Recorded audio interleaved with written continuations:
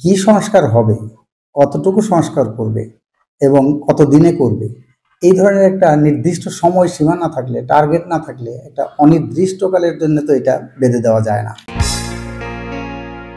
গণ অভ্যুত্থানের মধ্য দিয়ে গঠিত বাংলাদেশের অন্তর্বর্তীকালীন সরকারের 100 দিন উপলক্ষে প্রধান উপদেষ্টা ডক্টর মোহাম্মদ ইউনূস জাতির উদ্দেশ্যে ভাষণ দিয়েছেন। সেই ভাষণ নিয়ে জনমনে নানা ধরনের যে প্রশ্ন সেগুলো দেখা দিয়েছে। সেখানে কেউ কেউ বলছেন যে 100 দিন অর্থাৎ এটা সবসময় একটা সরকারের হানিমুন পিরিয়ড এটা হিসাবে গণ্য করে, এবং সেই সময়কালে সরকার তার যে রোডম্যাপ, কাজের যে লক্ষ্য উদ্দেশ্য সেগুলো সে নির্ধারণ করে এবং তারপরে সেই কাজগুলো কীভাবে কী মাত্রায় সেগুলো এগিয়ে নেবে তার যে পরিকল্পনা রূপরেখা সেগুলো প্রণয়ন করে। আমরা দেখলাম যে একটা বিরাট এক আকাঙ্ক্ষা নিয়ে এই দেশের মানুষ গত 15.5 বছরের যে ফ্যাসিস্ট শাসন, শেখ হাসিনার শাসন, সেটাকে বিতাড়িত করেছে ছাত্র শ্রমিক জনতার এক ঐতিহাসিক গণ অভ্যুত্থানের মাধ্যমে। আকাঙ্ক্ষা, গণ অভ্যুত্থানের যে চেতনা, একটা দাবি সেখানে উত্থাপিত হয়েছে। বৈষম্য বিরোধী ছাত্র আন্দোলনের প্ল্যাটফর্ম, এই নামে আন্দোলনটা শুরু হয়েছিল কোটা সংস্কারের দাবিতে।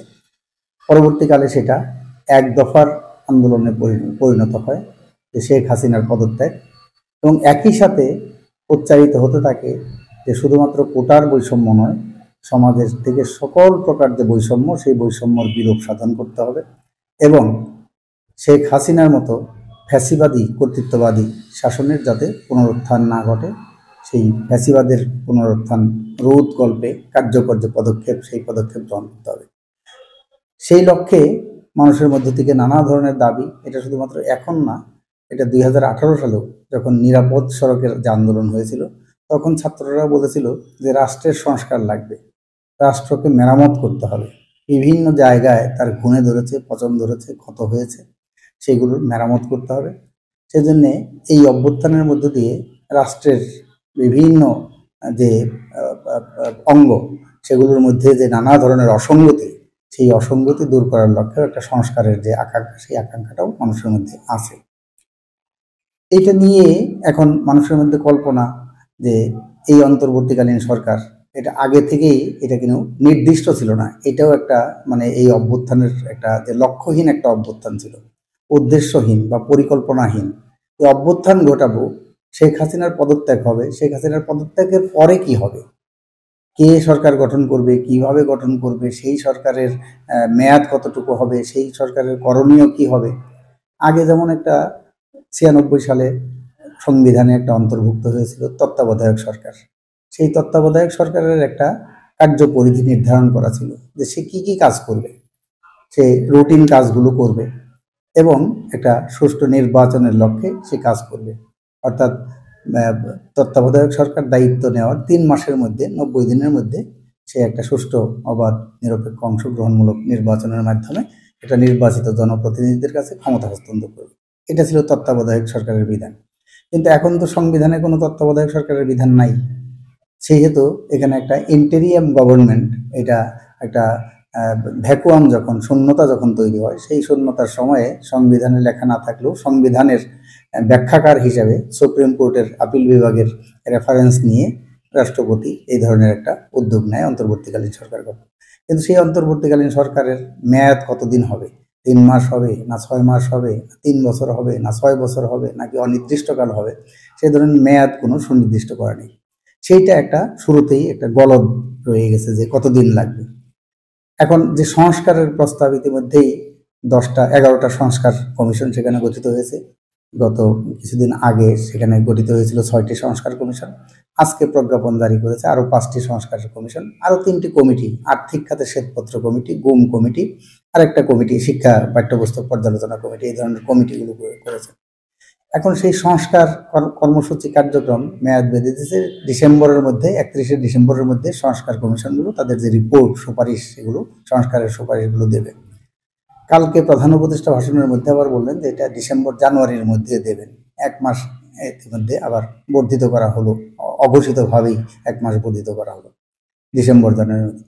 তারপরে বলা হয়েছে ডিসেম্বর জানুয়ারিতে সেই সংস্কারের প্রস্তাবগুলো দিলে প্রধান উপদেষ্টা সেগুলো নিয়ে রাজনৈতিক দলগুলোর সাথে বসবে। রাজনৈতিক দলগুলো সেই সংস্কারের রূপরেখার মধ্যে কতটুকু ঐক্যমত্য পোষণ করে তার ভিত্তিতে সেখানে নির্বাচন বা নির্বাচনের যে রূপরেখা সেই রূপরেখাগুলো ঘোষিত হবে। তার মানে এটা একটা সময়ক্ষেপণ বলেও কিন্তু অনেকে মনে করছেন যে কি সংস্কার হবে, কতটুকু সংস্কার করবে এবং কত দিনে করবে, এই ধরনের একটা নির্দিষ্ট সময় সীমা না থাকলে, টার্গেট না থাকলে, একটা অনির্দিষ্টকালের জন্য তো এটা বেঁধে দেওয়া যায় না। সেই জন্যই আমরা আমাদের দলের পক্ষ থেকে শুরু থেকে বলেছিলাম যে অন্তর্বর্তীকালীন সরকার কিছু কিছু কাজের সংস্কার দরকার, যেমন নির্বাচন কমিশনের সংস্কার দরকার, নির্বাচন ব্যবস্থার সংস্কার দরকার, কেউ সংবিধানেরও কিছু কিছু অসম্পূর্ণতা আছে, সংস্কার আছে, সেগুলো করা দরকার, বিচার বিভাগের সংস্কার দরকার, পুলিশ প্রশাসনের সংস্কার দরকার, দুর্নীতি দমন কমিশনের সংস্কার দরকার, এবং যে যে কমিশনগুলো হয়েছে প্রত্যেকটারই সংস্কার প্রয়োজন। কিন্তু সংস্কারটা শুধুমাত্র একটা নির্দিষ্ট সময়ের ব্যাপার না, সংস্কারটা একটা হলো যে চলমান প্রক্রিয়া। প্রতি মুহূর্তে সময় পরিবর্তিত হয়েছে, অবস্থার পরিবর্তন, ব্যবস্থার পরিবর্তন হচ্ছে, পারিপার্শ্বিকতার পরিবর্তন হচ্ছে, বিশ্ব পরিস্থিতির পরিবর্তন হচ্ছে, জাতীয় পরিস্থিতির পরিবর্তন হচ্ছে। সেই পরিবর্তিত পরিস্থিতির সাথে খাপ খাইয়ে সঙ্গতিপূর্ণভাবে সংস্কার কর্মসূচিগুলো এটা চলমান প্রক্রিয়ায় অব্যাহত থাকে। কিন্তু আমাদের এখানে সেটা তো হয়নি, যেই কারণে এই ধরনের একটা বন্ধাত্ম, এই ধরনের একটা স্থবিরতা, সেই স্থবিরতাগুলো তৈরি হয়েছে। প্রধান উপদেষ্টার ভাষণে সেখানে বলেছেন যে প্রয়োজনীয়, অতি প্রয়োজনীয় সংস্কার এবং রাজনৈতিক দলগুলোর ঐক্যমতের ভিত্তিতে সেই সংস্কারগুলো বাস্তবায়ন করে নির্বাচন সম্পন্ন করবে। এখানে একটা জিনিস আমরা খেয়াল করছি যে সবসময় জনগণ সাধারণের মধ্যেও, রাজনৈতিক দলগুলোর মধ্যেও এবং উপদেষ্টা পরিষদের মধ্যেও এটা আমরা যেন একটা বিগত সরকারের মতো পদধ্বনি শুনতে পাই। বিগত শেখ হাসিনার সরকার, সে বলেছিল যে আগে উন্নয়ন পরে গণতন্ত্র। তার মানে উন্নয়নের সাথে গণতন্ত্রের একটা বিরোধ, এটা যেন সেটা কৃত্রিমভাবে সেই বিরোধটা মানুষের সামনে উপস্থিত করেছিল। এখানেও দেখলাম যে সরকারের মধ্য থেকে, উপদেষ্টা মণ্ডলীর মধ্য থেকে, ইভেন প্রধান উপদেষ্টা এখানে বলছেন যে সংস্কারটা আগে সংস্কার তারপরে নির্বাচন। তার মানে নির্বাচন এবং সংস্কার এই দুইটা যেন একটা প্রতিপক্ষ, আমরা সেটাকে প্রতিপক্ষ হিসেবে দেখতে চাই না। নির্বাচন এবং সংস্কার এটা সাইমালটেনিয়াসলি, সমান্তরালভাবে সেই কাজটা, সেই প্রক্রিয়াটা চলতে পারে।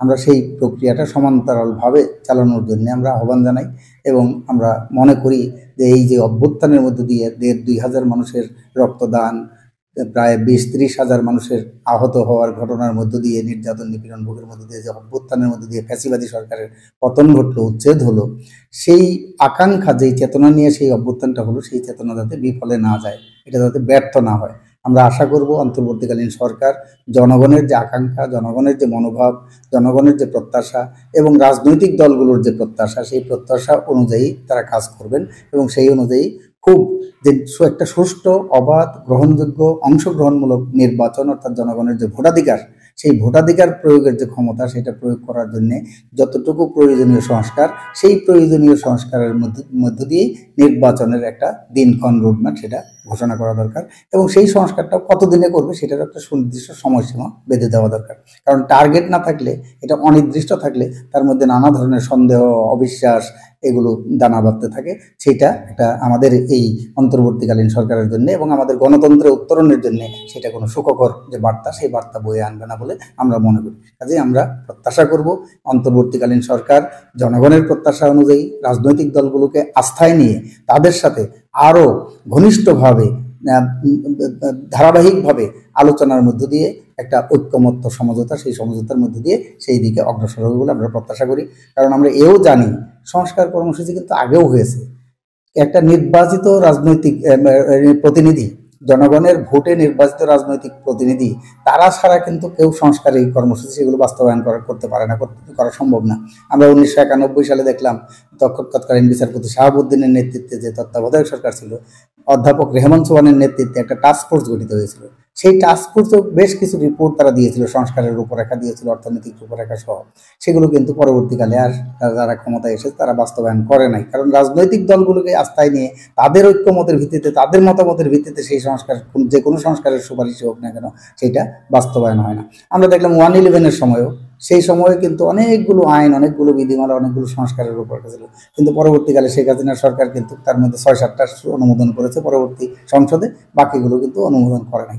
কাজে এখন অধ্যাদেশ জারি করে যে কোনো সংস্কারের সেটা বাস্তবায়ন করুক না কেন, পরবর্তীকালে নির্বাচিত সংসদে সেটা যদি রেটিফাই না করা হয়, তাহলে সেইগুলো কিন্তু সেই অধ্যাদেশগুলো বাতিল হয়ে যায়, সেই সংস্কারগুলো আর কার্যকর থাকে না। সেই জন্য আমরা বলবো যে এখানে স্টেক হোল্ডার প্রধানত হলো জনগণের প্রতিনিধি হিসেবে রাজনৈতিক দল, তাদেরকে আস্থায় নিয়ে তাদের সাথে আলাপ আলোচনা করে তাদের মাধ্যমে, সমঝোতার মাধ্যমে, ঐক্যমতের ভিত্তিতে যে সংস্কার, সেই সংস্কারের মধ্য দিয়ে একটা নির্বাচন, অংশগ্রহণমূলক নির্বাচন দিয়ে নির্বাচিত জনপ্রতিনিধিদের কাছে যত দ্রুত ক্ষমতা হস্তান্তর করতে পারে, ততই অন্তর্বর্তীকালীন সরকারের জন্য মঙ্গল, দেশবাসীর জন্য মঙ্গল, আমাদের জনগণের জন্য মঙ্গল।